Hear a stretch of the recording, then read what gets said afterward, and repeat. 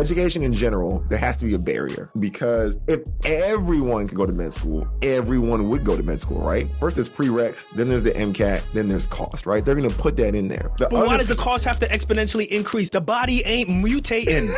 Everybody out there right now, you know, with your scrubs or backpack or shoes or car, you know the price tag of those things. And if the value was lower, you may not be as interested. When you attach a cost to something, it looks better to everybody else. And I think people still attach that cost to medical school. So that's why these medical schools continue to adjust the cost as they're moving forward. So yes, the body's not mutating, but society is, interest rates are, they're going to continue to go up. Hey, we talk about locum tenens a lot on this show. Renee and I, we've been doing it for well over 10 years now. So if you're curious about locum tenens and how it might fit into your career, check out locumstory.com. That's locumstory.com. And you'll see all the different reasons why physicians choose locums and how it works for them. Find out about jobs, taxes, travel, and to me, most importantly, pay. Visit locumstory.com to learn more. What's good, everyone? This is Dr. Nee, host of Docs Outside the Box. Listen, this is a special episode. This is a collaboration between Docs Outside the Box and my favorite organization, the organization that got me through medical school socially, as well as academically, the one, the only, the Student National Medical Association. And guess what?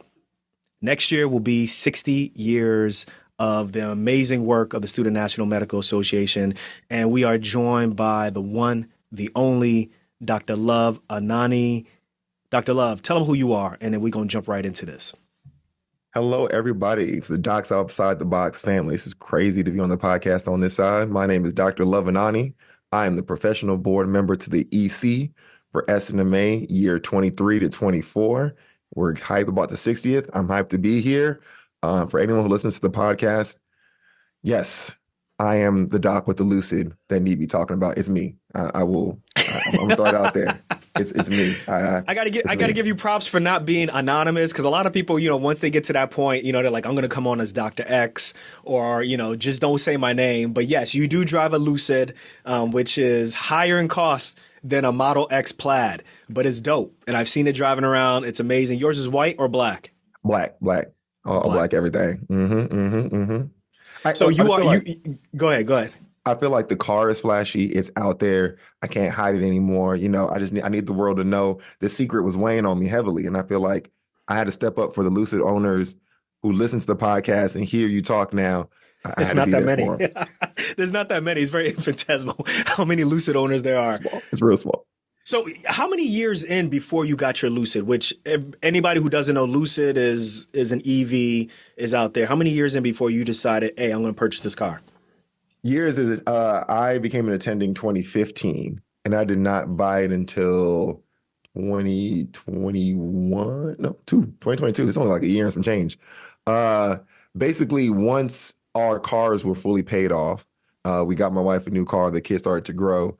I decided, hey, I need a electric vehicle now. It's about time. We're stable on everything. And I actually Googled Tesla. I was going to go the Tesla route. And I was like, no. I've been saying I want a luxury car. I thought I was going Lexus my whole life. And then I looked up luxury EV, and Lucid popped up. I looked into the whole company and what they were doing, found out they won Motor Trend Car of the Year. I was sold right there. Oh my God, here we go. I was sold. That was me. I was sold. All right, I'll be really honest. At every point, the car is better than the Tesla. I'll be very honest with you. It's nice. The question is are y'all going to be there in 5 years? So I'm teasing. It's real talk. I can't even hang on that. Like, it's real. The way how these EV companies are, like, they come out, but you don't know if they're going to finish. But at least they delivering for you. I've seen the car. I've been in the car. It is amazing. It's great. The reason I asked you that question, y'all, is because I just want y'all to know that, like Dr. Love is the specific, is doing the things that specifically I'm talking about, which is, he can afford anything he wants, but he can't afford everything, right? So you wait until you get to a certain point in your career. Maybe your loans are paid off, or maybe you reached a certain career trajectory. Maybe you've gotten a certain promotion, or just maybe you just reached a certain net worth, right? But you put in the hard work first, and then you said, okay, listen, this is the car that I've always wanted, or this is the car that I want. Let's go ahead and make it happen. And if I understand you correctly also, isn't this car specifically for business only? So you've put in a part of a LLC also? I did do that part of the LLC because my hospital where I work from where I live is 40 minutes just about. Mm. So I felt like I was polluting the environment every day. And at the hospital, I'm also the medical director. So I was going for meetings multiple times a week, driving home to work. And I just felt like I was Oh, going through. Poor Earth. Right? Keep going. I'm Hey, listening. look, y'all, I'm one of those conscious people. I'll be looking like, look, when it's 50 degree, when it's 60 degrees in There's a December. Prius. There's Prius, right? That's far Yeah. cheaper, but keep going. But if I'm gonna not pollute the earth, I'm gonna not pollute the earth in style, so other people can say, you know what, I'm not gonna There's a pollute the Nissan earth Leaf. either. But no one looks at a Leaf and says, yeah, I'm gonna do that. But you look at a Lucid, you say, you know what, I might need to better the earth, and then that's what I'm doing right now. And I'm doing that through my business that covers all those miles. I use Stride for my app. I was into the other apps y'all suggest. Stride was free and keeps track of the miles. I love it. So Mhm. basically, the mileage that you use to drive back and forth, that all of that stuff gets accumulated and becomes a tax write-off. Yep. Make sure the total amount of taxes that you have to pay, that decreases your taxes by a certain amount. Yep. That car, the payments, a certain portion of that is decreased by a certain amount. You're doing it the right way, I think. Yeah, y'all do it better Yeah. though. Yeah, I heard y'all last podcast because I'm an avid listener. Y'all are 100% like not touching the Tesla unless you're going somewhere. Mhm. I'm not 100%, but I make sure that when I do my taxes, I'm honest. I'm not gonna write off 100%. I will say for personal use, it was used 20, 30% of the time, whatever, and subtract that amount. I still think it's the smarter way to do it, right? Oh Which yeah. is let your business pay a certain part of your car because you need to use it. These are the Hmm. things that I just think like we don't get those lessons when we're younger, right? And we learn Facts. through the school of hard knocks. You may find out 10 years in, 15 years from one of your partners in the surgeons. And I was like, wait, you was doing what all along? Why did you tell me? Right. Yep. So you Yep. found out pretty early in your career. And I really applaud you for that because that's really smart. And like the reason why I started off there is because like this episode is about really the financial implications of going to medical school or even any type of health professional school Hmm. and what that means for you while you're training, after you're training, and then while you're working. Because whether you're in nursing school or you're in medical school or you're in respiratory therapy school, like the cost of the cost of admission is like exponentially on a yearly basis getting worse. Hmm. And I'm just going to start off with some stats. Hold on a second. Let me get some stats up in here, man, because you know me, Drop I'm it the on stat them. person. If you look at the stats right now, medical school graduates owe a median average of $215,000 in total educational debt. So that's pre-medical debt included, right? So that's college and med school, right? Now, if you're talking about just debt in general, by itself, people in medical school, if you don't include medical school, if you don't include undergrad, it's $200,000 of just debt, right? And then what we're finding out from these stats is that that debt, that financial burden is actually playing into what medical students decide to do in terms of where they're going to practice. Like if they're going to go to a rural neighborhood or if they want to go practice in an inner city, right? Like me, I grew up in Irvington, Newark, inner city areas, and I made it the tough decision that when I finish training, I can't go back there because I can't afford to live there Yep. and still pay off loans. So I went to a rural area, which wasn't in my plans. It was a great experience, but finances played a part, right? It may even affect what specialty you go into, right? If you're going to go into family medicine versus a subspecialty, it's going to affect that. It may affect how quickly you get married, Oh yeah. Oh yeah. how And quickly you have definitely. kids. And definitely listening to those numbers. A lot of the people listening to this episode right here, right now, a lot of people on the SNMA side heard those numbers, and two words popped in my head: light work. 215K. That's it for undergrad and Ooh. med school combined. Light work. I mean, I know. What'd you graduate with? Undergrad was 100, and med school was 300K. 400 for you just alone. Yeah, yeah. That's 215 light work. I don't. Ooh. That's back in the day. So I know folks now are like really feeling it. So yeah, that's. And if you think about it, to me, all right, undergrad. If you know my undergrad, I'm gonna save my undergrad because I sit on the board. I don't need y'all blowing them up on like the socials. Um, I've known you since undergrad. Everybody, so just so y'all know, Region 2, that's how we do. hmm I hmm can't name the school. You don't want me to name the school, right? Nah, nah, because I don't need y'all. If Okay. y'all know me, you know the school. You can Google it. You can look me up. You can find it easily. But I need y'all to do some work. Can't give y'all all the answers to the test. Expensive private schools live it to you like that, but it's Very dope. expensive. And they Yes. come. Yes, They come to events. they will be there this year at the SNMA annual medical education conference. But 25K a year for that school is great if you can come out after that. So that's why the 100 didn't like phase me. And then med school again, 300 is light work. So Let me ask you a question, right? mhm. Um, so going through college, Yep. what role did your parents play in your in finances? Like, did they contribute, or were they just kind of like, "You going to college? That's amazing. I'll drop you off. See you later." Because that's what my like. You're not But gonna sign like, here, mom and dad. no. My mom, full Nigerian immigrant, her role was let me get you to college, but we gotta figure out how to pay for it later. So when the Got you. FAFSA came in, I'm one of those immigrant children. Hey, mommy, how much you make this year? All right.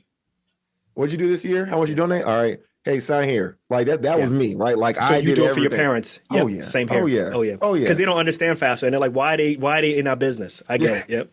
Yep. And then when it came out, like, the school had to make you pay something based on what you submitted. And she was like, this, it can't be less. I'm like, mom, this is what the school said. So she did have to pay something, right? You always have to pay Hmm. that minimum, like maybe 2K a year or 4K a Hmm. year. And then the school would fast for the rest of it. But yeah, no, that was her involvement throughout the entire thing. And then med school was, So mm, so obviously you tell your parents yeah. or you tell your mom, I got into medical school. Hmm. So when you're doing the whole thing, it's like you don't even mention the finances to your mom at that No, point, right? You're just like, no. I'm going to medical school and that's it. Oh yeah. I mean, she told me I'm That going was to the medical same school, but yeah, conversation. it's the same difference. Yeah. Yeah. She said, "Oh yeah, you're Yeah. going, you're going, you're going." But And yeah, she had no clue. She had no clue. Is she in medicine at all or? nurse, nurse, She's nurse. a nurse. Okay. Hmm. So she Hmm. kind of knows that it's expensive, but she doesn't know the exact finances Yeah, and so forth. and I feel like no one knows because lots of the expense when you break down those loans for med school is you do have tuition as a hefty amount, but it's obviously lots of room and board in there, cost of living, things that the school has to help you supplement because you ain't got no job. You can use a little Tony or Albert, you can use a little Tommy thing in there if you want to. You ain't got no job, so Why are you talking that's to Al? why. Why are you talking to Alfred? That's my job. I really Keep want. moving. I've always wanted to do Keep it that. I've always moving. wanted to Keep do it that. moving. Keep it moving. Uh, but yeah, they have to supplement those things. So if you're like me in the Washington D.C. area, a little heavier than if I did do med school out in Idaho. No shade to Idaho, y'all. Cost of living just low. That's all. Hmm. That's all. And you went to medical school at the Howard University. Age, Amazing, you know. amazing Yep. Hmm. history, amazing medical school in Washington D.C. So Hmm. the reason I asked that question is very similar. I did the FAFSA paperwork for my family. My parents didn't really understand that stuff, right? Hmm. Both Hmm. of my parents are blue collar. My mother's a nursing assistant. Oh, My okay. dad was like he was in like electronics. He would fix like the big computer sorting machines at Oh yeah. banks, right? So the check sorters. So if they would break, he would go and be on call and fix those machines and stuff. But I did the FAFSA paperwork, like you said, for my parents, and then sign here. And I graduated from college with $25,000 in debt. So this is in 2000, and I was like, I thought that was the end of the world. And then my parents would contribute a little bit to it, but that was it, right? Because when you look at the FAFSA form, you realize how little or how much your parents make, right? Yes. And it's a very sobering conversation, particularly when you are, at a private institution, you find out like how much, your colleagues or your coworkers or how much the people in your school, how much their parents are making, right? And when I graduated, I was like, oh man, like $25,000 a lot. Until Yep. I went to medical school, just the same way. I told my parents I'm going to medical school. There was no discussion about finances. They had no clue. They didn't ask. It's not like they didn't care, but I'm sure they were just like, well, what are we going to contribute? We'll Yeah. be there. We'll be there for you. We'll help you get there and all those different things. But, you know, and I remember like taking out the first semester or the first year, like it was like almost 40K, Yep. and it's just like, it took me 4 years to accumulate $25,000. And just like that, I just doubled that, Boom. if not, right? Hmm. And that was crazy. And I didn't know the implications of it. I just knew that this is what it takes to graduate. That's it, Yeah. and I'll be, go ahead. And that's why when people always ask me like, oh, when in residency, if we ever get to that portion, like, oh, slave labor, you don't get paid enough, blah, blah, blah. I remember when I got my residency, those annual, how much you can get paid. I remember filling out those FAFSAs as a pre-med. I remember telling myself, I'm going to be paid more than my mother in my first job. annually. And that's why I never complained about my residency salary. I was like, all right, we gonna make it work. She made it work. Me and my sister and her. Can you say that again? Say that again, because I think sometimes people don't understand. Because there's also a section on the socioeconomics of medical school. Yes. Right. And the majority, this thing keeps. The apple. You want to get apple? There you go, apple. Yeah, that's what you get. Oh man. But the socioeconomics, guys, I want y'all to hear that. Like first year residents, if you think about how much money a first year resident makes in comparison to what an attending makes, or even comparison to what just someone in general public makes, it's not that much. And the fact that there makes more money than your mother's annual salary, that speaks to the socioeconomics, right, of where you come from and stuff. Yes, and when I qualify, because I was a resident, I definitely understand the hard work. It's when you factor in the hours for how much you get paid. But if you just look at base salary off rip for a year, I was making about, I think it was like $5K my first year, more than my mother did annually. And your residency salary goes up. So by the end, I think I was like nearly 10K more than she was annually. And I was just like, yes, I'm putting in 70, 80-hour work weeks. Yes, but I'm not going to complain about it because who am I complaining to? The person making less than me annually? So yeah, you had to, I had shifted my mindset to this is where we are now. You've already ascended to that place you were talking about to make more than your mother. Now you can continue to go up that mountain. That's why I kind of pushed myself there. I'm sure y'all did exit interviews, right? So like or how about this, even before exit interview, right? Like you have to be like thinking, okay, listen, like I'm accumulating a ton of debt. Was there any thought process of like, I just want to do maybe primary care, or maybe I want to go into I want to subspecialize? And if you did think that, did it have anything to do with your debt or your economic status growing up? Tell me about that, those decisions to go into ER. So you do have those exit interviews where, every school, I think your fourth year in med school, that to sit you down. I think even having an undergrad, if you take federal loans, you got to have an exit. And like, hey, you owe this much. Don't default. Please, this is your interest. This is how you pay, et cetera, et cetera, et cetera. When I chose ER, and I tell people this hand to God every time, I had zero clue of the annual salary. Zero. Word? Zero clue of the annual salary. All right. I chose ER one. I wanted to be the jack of all trades, master of none. I love that aspect. Cap. Two, it's bad. I swear.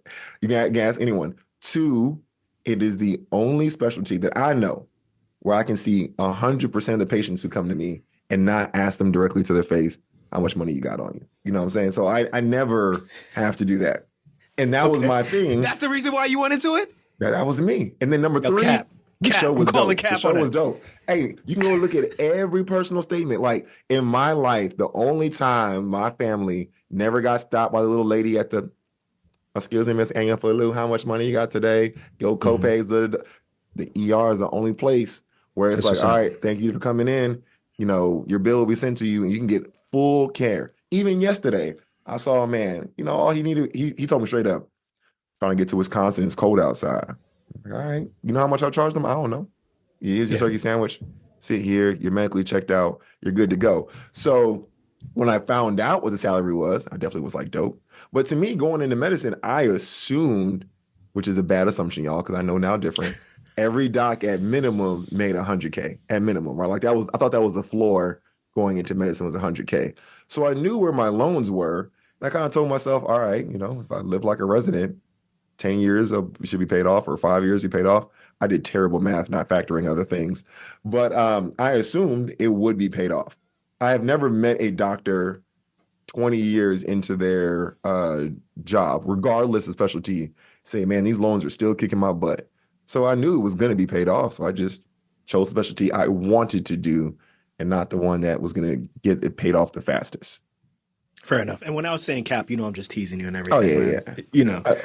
Do you think that's a disadvantage, though, for people, like particularly, students who may come from a similar background where immediately, as soon as you graduate from medical school, you're making more than your family members, right? Mm-hmm. And that's like, for example, like me, when I first started at Morehouse, I was making my first year was like $39,000 a year. I was literally at what my dad was making, maybe a little bit higher and stuff like that. And it was just, I was fine. Yeah. But I also knew that I was ducking calls from Sally Mae. Like they were calling me like, yo, your grace period is up, right? Like, and we know you got the coupon book. We haven't gotten any of the coupon pages back. When you paying? And I'm like, yo, I can't afford to pay this right now. So I'm gonna call you back, right? And you just keep doing it over and over and over again. Like, do you think that kind of going into medical school or going to health professional school is just kind of like, listen, I got the grit, I got the determination, and this is what I've always wanted to do. Never mind what the financials of what this is going to be. Do you think that you should still have that type of mindset, which is like, don't worry about the money, it'll take care of itself. You just try to get in and you graduate and you be all right. Like, do you think that's the wise choice to do? I think it's the lifelong choice to do. If you at the end of your day want to be happy with the specialty you're in, how much you're making, and the life you're living, I think that's a decision you have to make, because you may make a decision that will make you not happy in the long run. And I know there's someone out there listening I like, hate when you all positive about things, man. Keep going down. Move on. I know there's someone out Nice there to live for listening your like, career. Like, why you being all nice and stuff? I hate when you write. Go on. look, Man. I'm just saying, someone out there is going to be like, man, I don't care. As long as I make 400K, I'm going to be happy no matter what. And that money's going to, and you're right. That money will make you happy in probably a lot of things. But what did you have to do to get that 400K? And I'll tell you right now, this is not cap. I don't care what your specialty is. We're not calling all these 5-figure, 6-figure specialties at 3 o'clock in the morning. They don't still sound happy anymore. So I'm just saying, it doesn't matter. Hey, trying to get a hand surgeon in to come in for a hand injury at 2 o'clock in the morning, it's like, that's pulling teeth. I've had tips of fingers hanging off. They say, hey, just sew that up and wrap it up, send it to the office. I'm like, it's hanging. He cannot extend it. You know what you said? So, hey, you got a hand. You got it. Document. Hand surgeon told me to do. Yeah. Yes. Y'all know who you are. Y'all know who you are. You need to get up and be happy. And, I've talked to every specialty at 3 o'clock in the morning because I need you for something.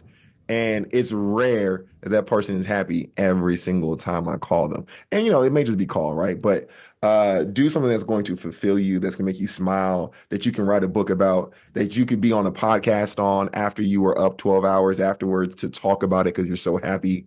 That's what you should do. I have this joke I tell all my mentees, and I'm going to ask you the same question. Hey, Nee, or Dr. Nee, when you going to pay your light bill off? Oh, at the end of the month. No. When is your light bill going to be zero and you're not going to owe any more on your light bill? When is it going to be zero? It never is, basically. Exactly. That's how I treated student loans. Hey, man, this bill comes, I pay it, I see what you're push saying, it away. Like some people like, calendars, 5 more years, 3 more years. And sometimes I think it makes us like really anxious. But if you think about it as like, do you have enough to pay it? Yes. Can you pay it? Yes. Did you pay it? Yes. That's it. At some point, it will disappear. It will dwindle down. It will go away. We pay so many bills in our life every month, and I'm even thinking twice, and I'll pay it for the rest of my life. So your family's goal, because your wife is also a doctor, y'all. Make sure he understand that his wife is also a doctor, yo. So y'all got debt, right? So we do. The goal is not to get it paid off. Like you don't have like a timeline in terms of trying to pay it off early. So we had an estimate, but we didn't aim for early. So we sat down and we're like, all right, my wife's a doctor too, but she had the BSMD at Howard. Look up that program. 2 years of undergrad, 4 years in med school. So her first 2 years of med school was undergrad rate, right? So hers was lower. So we basically said, all right, boom, yours paid off. Let's try it in 5 years because it was way lower. If we can aim mine for 10 years, post attendingship, right? I think everyone should know that. I don't think you should be counting your years of residency as paying off your loans. That's minimum. Don't let Sally Mae come find you or make phone calls, payments. But post attendingship, yeah, they come. 10 years post. That was it. And it was like, that's when we think we should do it. We weren't rushing. 10 years seemed appropriate. We did the calculations. That's fact. And we're on track. That's the standard plan, right? Yeah. Oh, no. We did income-based. Income-based.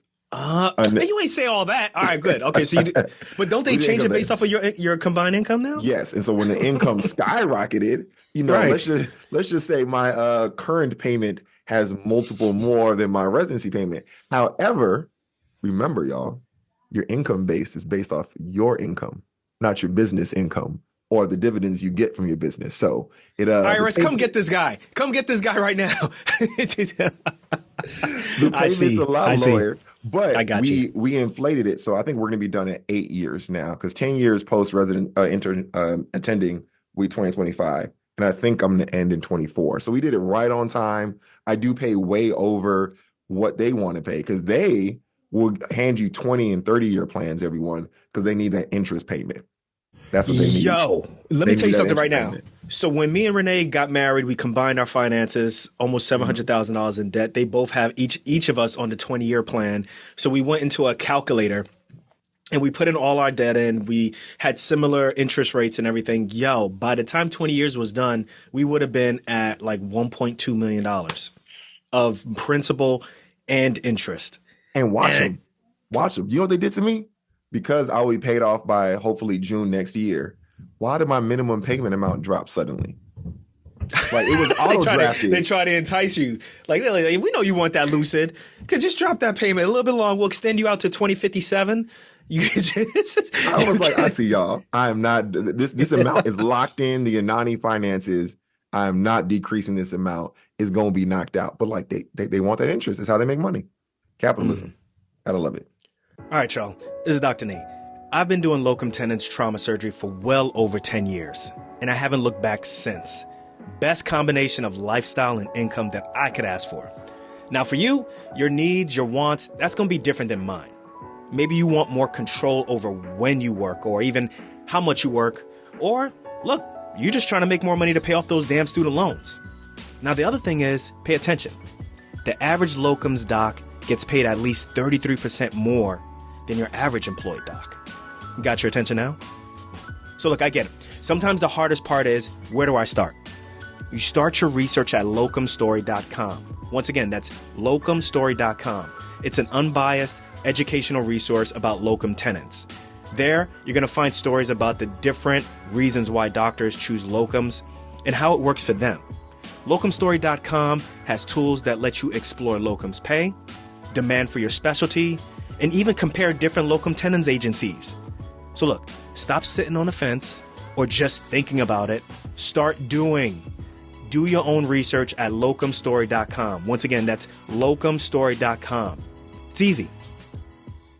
So I think you definitely have a different perspective on things, because it looks like you knew the money was going to be there, but for you, the goal was, I want to be a doctor. I'm going to be a doctor. Financial wise, because like, I think there's something to be said for, if you didn't spend that much, if you didn't spend a lot of money growing up, or if you didn't spend a lot of money while you were trying to get into medical school, usually when you jump into new money, it's not that big of an issue afterwards, right? That's kind of like me and Renee. Like, we didn't spend much money, so now that we got a lot of money, budgeting is actually easy for us because we don't really spend money at all. So, but for you, you look at it as the money will take care of the loans eventually.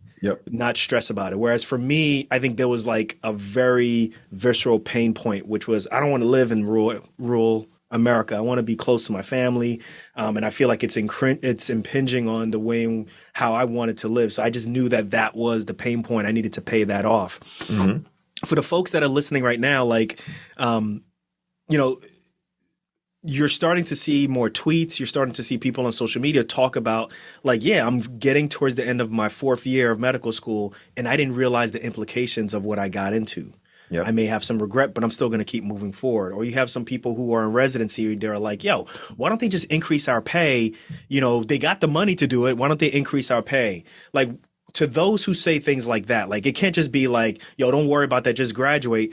What are your thoughts on the current situation where, like, literally there's a study that says that next year, the average, we're at 240 or 250 for average student loan debt, which is graduating medical school and undergrad. But they're saying it's going to jump to $300,000, right, in a year.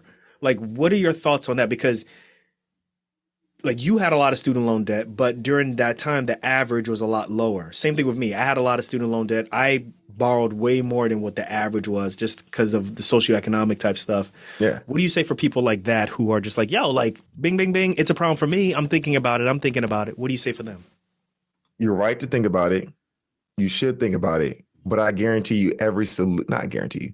My thought process and why I didn't, think about it too much is every answer you have is going to move the needle on something else, right? What do So you mean? let's use what you just said, right? We were talking about our salaries in residency. You said your salary, I'm just using numbers you've already thrown out there, Yeah. was about 39,000, right?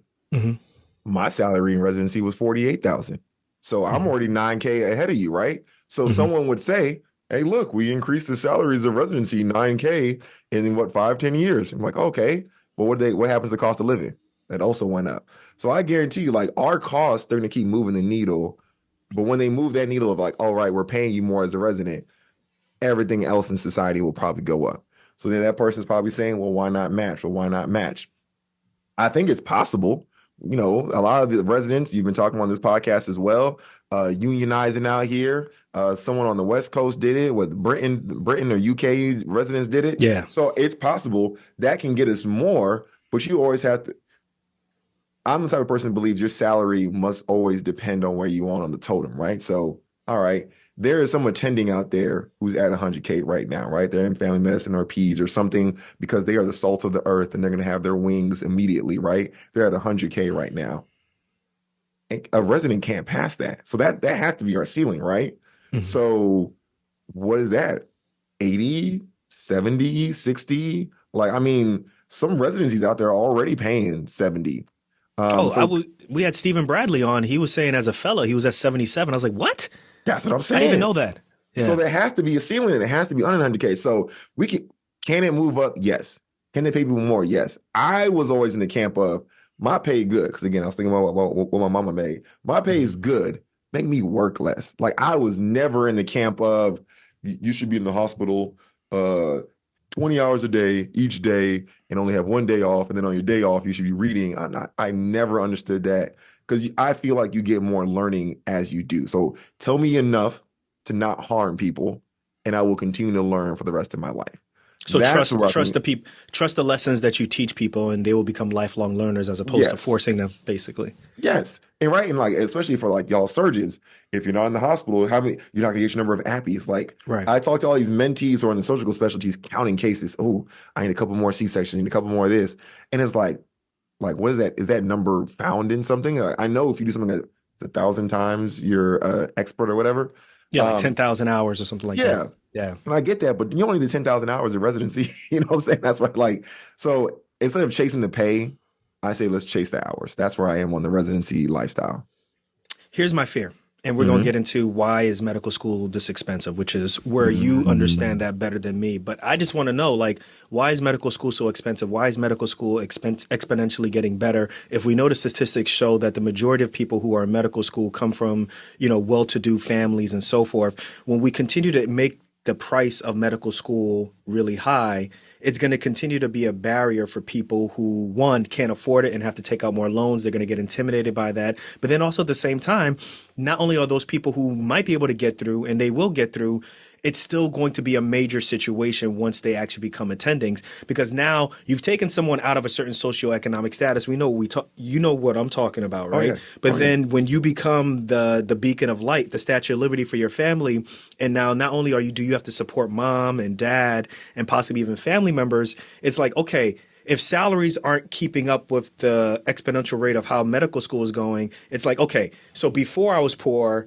now I'm really poor, and now I'm starting to make money, but it's not keeping up with what my student loans are. Like, what are we really creating? Like, are we kind of forcing people who don't make money to be like, sit down and you stay there, and this is going to continue to be a lifestyle or an educational path for those who have the money and are willing to spend it and sacrifice.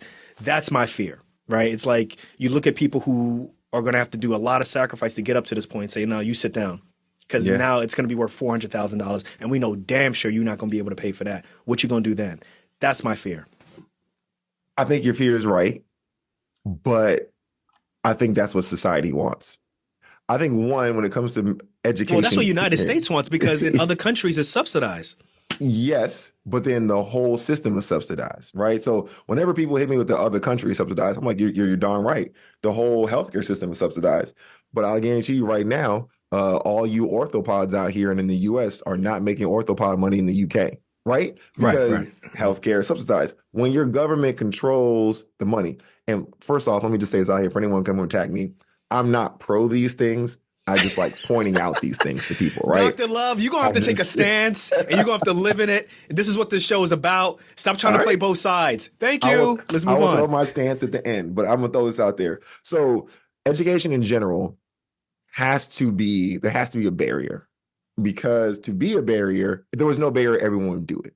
That's one thing all the people who control the education knobs understand, right? That's knob Should number it be one. that? But shouldn't it be that way? Because I actually kind of think it should be easy to get into medical school, but hard to get out. But that's another conversation. Oh, see, but so y'all heard that? He want to give y'all the debt. He wants y'all but I think there has to be a barrier, because when there is no barrier, things don't look as good. And our society is like that. I'm not, people can blame the internet, whatever they want, but when you walk on a plane and you walk through first class, it's like what, 12 seats in first class sometimes, maybe 16, right?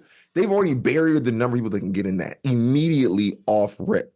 But why do Exclusivity. people exclusivity, right? If everyone could go to med school, everyone would go to med school, right? So they have to have one, they have to have that barrier. There's the MCAT, first there's prereqs, then there's the MCAT, then there's cost, right? They're gonna put that in there. The But why other does the cost have to exponentially increase? The body ain't mutating.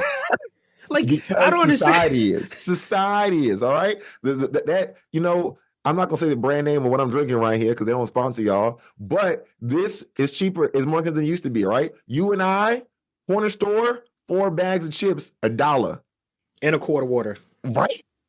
It's $1 a bag now for the one like cost goes up, so they're gonna keep moving things every single time. And if you look at your undergrad right now, and I work with undergrads, right? I said that earlier. Every year you got to sit and adjust your tuition to move up, because there's a slider between who's going to pay it, how they're going to pay it, and how are they going to look at us when they pay it, right? Everybody out there right now, with your scrubs or backpack or shoes or car, the price tag of those things. And if the value was lower, you may not be as interested. It'd be the exact same product. You can look up I think Payless did this before they went out of business, RIP. They made a shoe store and they called it like Pele. Like they changed the name on it. But Ain't all the nobody trying shoes to. inside were still Payless shoes. And they like changed the price tag. People were coming on, these shoes are awesome. They're amazing, blah, blah, blah. They were all Payless shoes. And they exposed it to everyone. They're like, oh, you're kidding, blah, blah, blah. But Payless is gone now. But Nike's still out here collecting all them checks on sneakers I still can't get on the sneaker app. I'm buying off of whatever, StockX for 200%. Because when you attach a You value bought to my fake something, ones? You bought my fake shoes? I knew Okay, cool, that. cool. Look, shout out to all people who rocking the Grinches out there. I tried to get the reverse Grinches on Christmas. It didn't work. It didn't work. But when you attach a cost to something, it looks better to everybody else. And I think people still attach that cost to medical school. So that's why these medical schools continue to adjust the cost as they're moving forward. So yes, the body's not mutating, but society is, interest rates are, they're going to continue to go up. And that's what's sliding everyone. And students are already doing it. The numbers show primary care is dropping. And I think if we want to get that number up, student loan forgiveness ain't it. Because again, student loan forgiveness is finite. That is, oh yeah, I'll give you $300K right now. Boom. You don't earn it for the rest of your life. If you want to keep people going, the cost of primary care has to go up. But the problem there is most of their funding comes from the government, because kids all have insurance. They all have state insurance. These wellness visits don't pay as much as a post-op visit. And when we start to adjust that, then I think we'll start getting more primary care doctors. I'm very interested. Okay, I'm not going to call colleges out, but I do know, like, I've done some studies on it or reading on it. And for what I found out is that the increase in tuition, for the most part, when you really do an investigation and you go through the red tape and all of that stuff, rarely is that stuff equating to an increase in pay for professors or an improvement in the education, like an improvement in like facilities specifically for education. But a lot of times it goes into improving maybe the gymnasium, improving, the sleeping facilities, the dormitories, or making a really nice cafeteria. Because what we're seeing now is that there's like a steady state in terms of the competition between colleges. Yep. And like, there's only so much you can say. Well, Professor A is going to be able to recruit people to come to the, school A, and Professor B. It's really about, well, how nice do you really want it? in college, right? And that is ultimately becoming the that's ultimately becoming the the deciding factors. What kind of amenities do you have? Yeah. And in medical school, it's like, yeah, like I get it. Like I know I got to go through this. I know I got to walk through the desert and I got to have cups of water in my hands. I got to go through this. Yes, sir. May I have more? Yes, ma'am. Can I have more? Like that. But like, damn, like, does tuition really have to exponentially increase on a yearly basis just to prove that I want to be a doctor? And I get it. We're never going to answer that question, but I got your point. But that's just my mindset, which is Yes. like, this is crazy. But like, It, let's get to the go ahead, go ahead. What you want to say, and then I we'll was get gonna to say, the. when it comes to tuitions, you are correct. Professors who are on staff on often, just like everybody else, has a contract, so it doesn't go up yearly. But the new professor getting recruited usually has an increased base. So, and then that professor who was there before, or doctor or teacher, comes back in a couple of years and asks for more money. So, salary for any school is the number one driver of tuition. Every professor may not get a increase in pay because the tuition went up, but it is the number one driver. Inside knowledge. All Saying. right, what's the Student National Medical Association doing about this? Like, what are some initiatives that they have? And then also, you said pre-medical board member, or sorry, professional board member to the EC. What does that mean? What does that do? And then tell us what SNMA is doing about this, the financial issues that are facing the students. So I'll start with the second one. Professional board member to the EC. The SNMA wisely on their national board of directors have four professional board members because they need someone in the room to say, don't do that. Because they need us to kind of say, hey, look, on the far end spectrum, this is how things are done in the medical field, or we were sitting in your chairs and this is the mistakes we made. Here's how we're going to guide you. Here's how we're going to help you. One of those board members also sits on the executive committee, which is basically in function monthly, whereas the board meets quarterly. So I have to go to the monthly meetings and again be that same professional board member in the room and say, yeah, do that, don't do that. That's a smart idea, great idea. Or let me think about that. Or let me bring you guys some resources that you may not have on this. So as a professional board member to the EC, I'm up there with the chair, the president monthly, and the executive director and the whole executive committee staff. So just to be What? clear, so everybody Mhm. understands this. SNMA is run by students, so it's run by Yes. medical students. Like they are actually studying for boards while they're running this organization. Yeah. And then you, as an alumni of medical school, as an alumni more than likely of the Student Medical Association, you sit Yes. on the board and you make sure that these students don't do crazy stuff and run amok. Basically, we are there to be Yeah. the wise sages in the room. I'm supposed to be their Yoda. I'm supposed to be their, Anakin. I'm well, not Anakin. He went crazy. I'm supposed to be their Yoda. I'm supposed to be their Obi-Wan. I'm supposed to be there guiding them. So that's what we're out there doing on a monthly basis on the EC, quarterly for the my other colleagues. But you still work with students on the whole board as a whole. So SNMA as a whole, Student National Medical Association, understands these cost of livings and everything else. Right now, I feel like a lot of what they're doing is pushing the policy because they know the numbers is driven by so many knobs. It's a lot harder. So the National Medical Association does have their HPLA, Health Policy and Legislative Advocacy Committee. We're out there on the Hill. They're going to the Capitol. They're talking about these things all the time.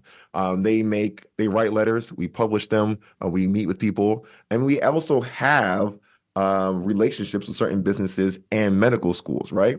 So SNMA partners with AstraZeneca. We have grants from them. We talk with them. We send them what we do as an organization, and they help do some of our funding, right?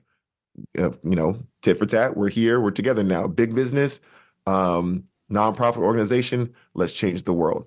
SNMA has their president sit on the NMA, which is the National Medical Association. They're part of their board as like the student member, right?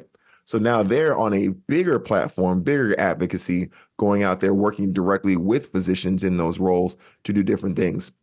And of course, we have several relationships with med schools around the countries. I like to believe that the partnership SNMA has with a lot of the institutions has sponsored a lot of things to help with that debt that we talk about so much, right? Okay, give me an example. Pipeline programs, right? Mhm. SNMA right now with the American Board of Emergency Medicine ABIM. There is a scholarship out there Hey, right yo, now. in terms of, you just need to be a spokesperson. That's your thing. Just be a spokesperson for your private college and be a spokesperson for, damn. Keep going. I'm just saying, I know what the plugs are. With the Mhm. American Board of Emergency Medicine is helping with a diversity scholarship for those who want to go into emergency medicine. Let's lower that cost. Let's lower that barrier of entry. So ABIM sent SNMA like a bunch of stuff for this scholarship they're having. They said, help us publish this, help us do this, let's partnering together. Boom, we're going to take that, put it to our student interest group, send that out there, make sure people know that these things exist. And I feel like The cost of applications in residency for like ER or for any specialty is a lot of money. We're talking about like $5,000 Yes. to apply for these residencies at least. And it's flat for everybody, but because for the more competitive ones, which hopefully ER is this year, my chest hurts already thinking about it.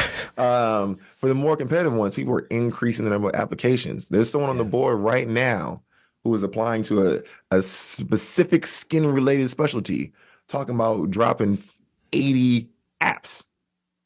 You know, Yeah, it's and it crazy. just goes up, but that's what you have to do. I know no one applying to ortho applying less than 20 programs. You know, like that's like the base. So you have to have your money up for all these things. And no one wants these barriers of entry anymore.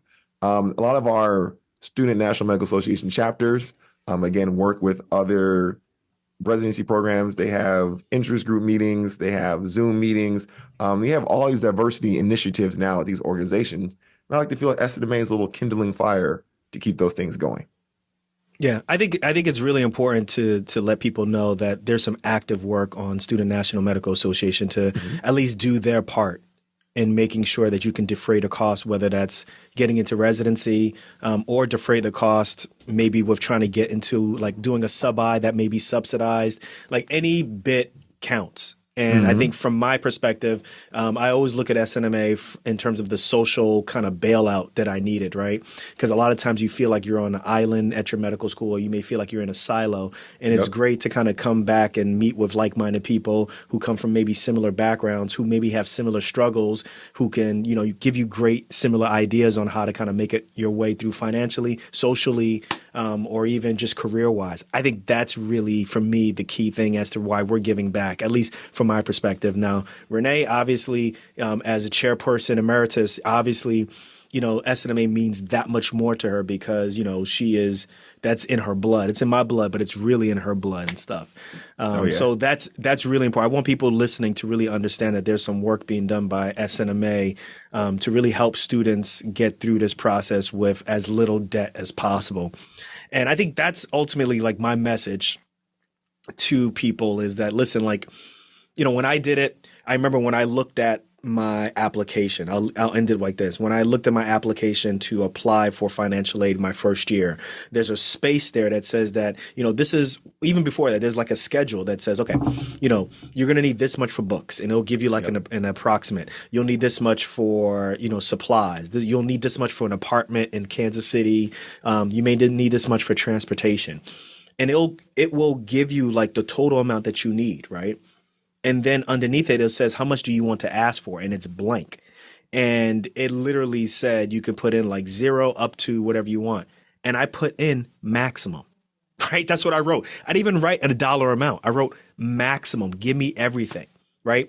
Even though I was living in a place where I was paying $270 a month for a rent.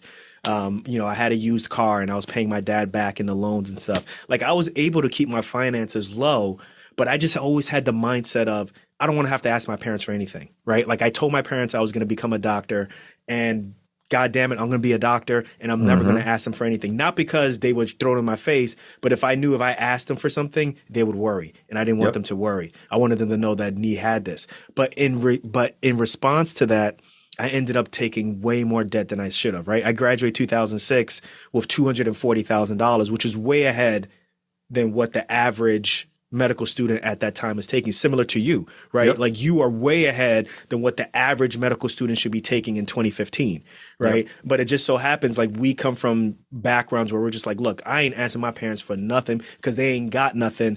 I don't want them to worry, and I'm gonna figure this out. And I sometimes want to craft a message for them to let people know, like, listen, try to decrease the amount of debt that you're taking out maximum on a yearly basis. Try to decrease that. And just also know that you're going to make enough, like you said, after residency, you're going to make enough to pay it back. The question is how fast do you want to pay it back? The question is where do you want to be in your career, and how much is debt? How much you make, financial implications? How much is that going to play into your career trajectory? And that's all I'm saying. Stuff. So. There's a Nigerian slang out there. I'll call it African slang out there right now that I think I applied in med school when I was filling out that same application. And I think even though I know better now, I probably would still apply it now. I can't come and kill myself, which means I wasn't made for this life to suffer. Yeah. You guys hear that accent coming out? Yeah, that maximum amount. Would I have owed Sally Mae $20,000 less if I didn't take it? For sure. But would it have changed a granular thing on the trajectory of residency to where I am now as an attending? Again, I'd have 20,000 more that I would have paid somebody else, I feel like, right? So, I come in med students a lot, don't go out there and buy a bottle every weekend after a test. That's crazy. But if after one semester you need a little extra cash to just sit down with the friends and toast, enjoy life. It's short. Guys, remember he's Nigerian. So just remember that he's Nigerian. You taking advice from a Nigerian, okay? Which people have you never seen struggle for money? The question is, guys, check your Yahoo emails, your junk mail, okay? There's a reason why. Exactly. Prince Love. Exactly. I can't kill myself. I'll go and take it from you before I kill myself. Like, so yes, should you write maximum? No, probably not. That don't write maximum. But should you write zero? Hell no. Like, you I get it. Yeah. Halfway. Just sit and tabulate your life. We all play that little game house or little thing where you're moving everything. And you've already planned when you want to have kids, what type of house you want to live in, what city you want to live in. You can Google the average for all those things right now and determine how much you're going to need to make and whatever.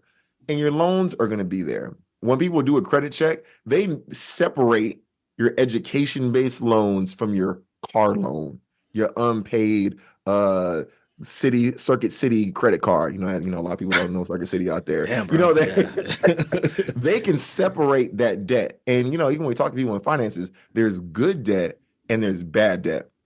Education has never been considered bad debt. And they always know you're good. What if you don't finish? Look, hey. Now if you don't finish, you've killed yourself. Like that's you better start picking up money. Sneaker collection and start selling sneakers online, selling fake sneakers to Dr. Love because he'll buy it. No, I check my stuff. I need the certification. But if you don't finish, should you open up that Yahoo email and start emailing people? You might have to consider it. But you have to know what you're getting into. And so if you don't finish it, you need to find a job that's going to supplement those minimum payments. That's why income-based exists. So you can kind of like live through it, but just know when you do income-based, you're usually stretching it a little longer because they want all of that interest.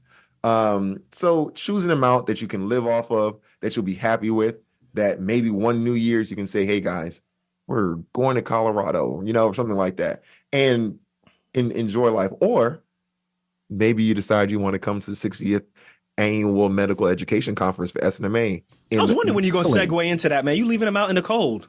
I'm supposed to be coming to it in New Orleans, Easter weekend, right? Maybe you want to use a couple of your loan dollars on that meter to come down there, get your battery recharged. Or your Office of Diversity Affairs should be paying for this already. They should have, earmarked money for this. They should have. Certain states right now I will not name, may not have those offices no more. I don't know if this podcast can get downloaded in Texas, right? Hey, Apple, you need to do something to make sure that people in Texas can download this podcast, Damn. Bypass the diversity filters. Listen to that. And shout out to people who listen to me like on Google. Apparently, Google Podcast is going away. We have to use Yeah. YouTube Music come April. Yes.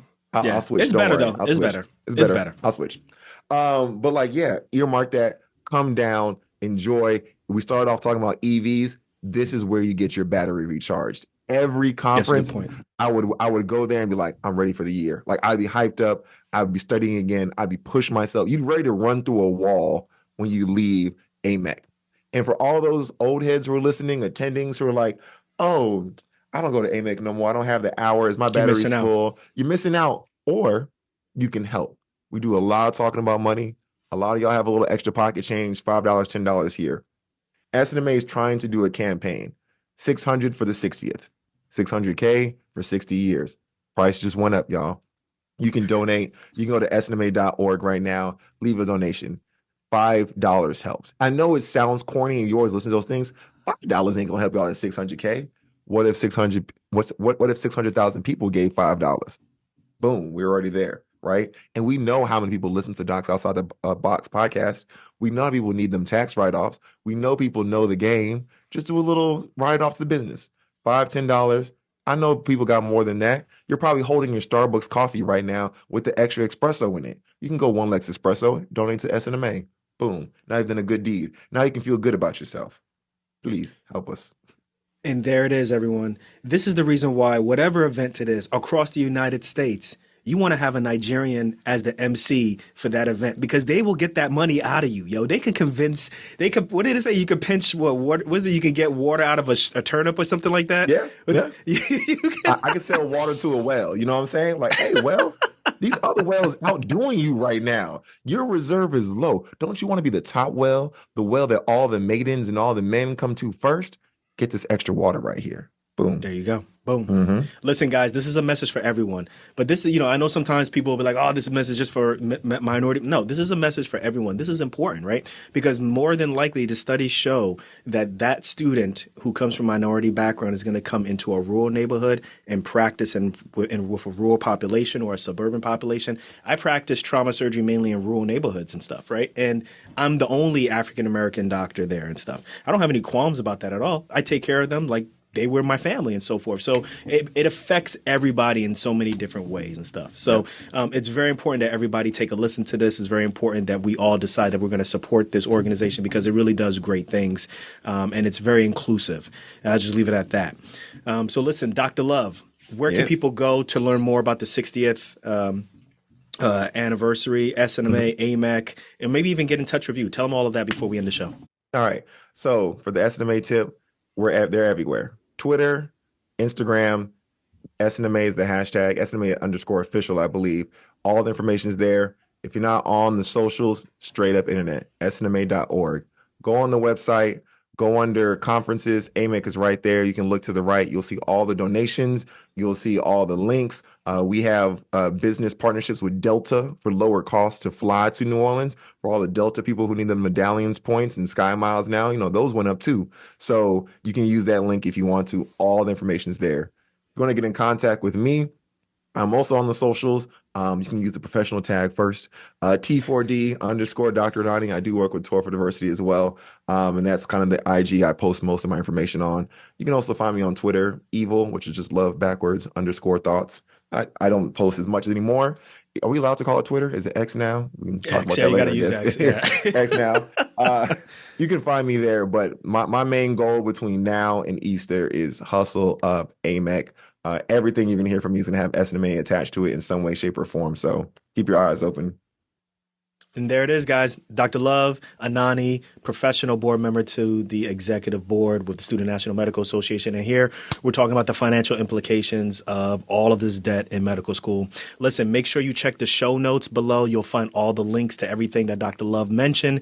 And also check out our previous episode where you'll find out how much me and Dr. Renee are contributing to the Student National Medical Association. This stuff is important for everybody from every walk of life to understand the cost of medical school and what it means for people who are going to come into your respective neighborhoods. Make sure you guys check those out. We're going to catch you guys on the next episode of Docs Outside the Box, y'all. Peace. Peace.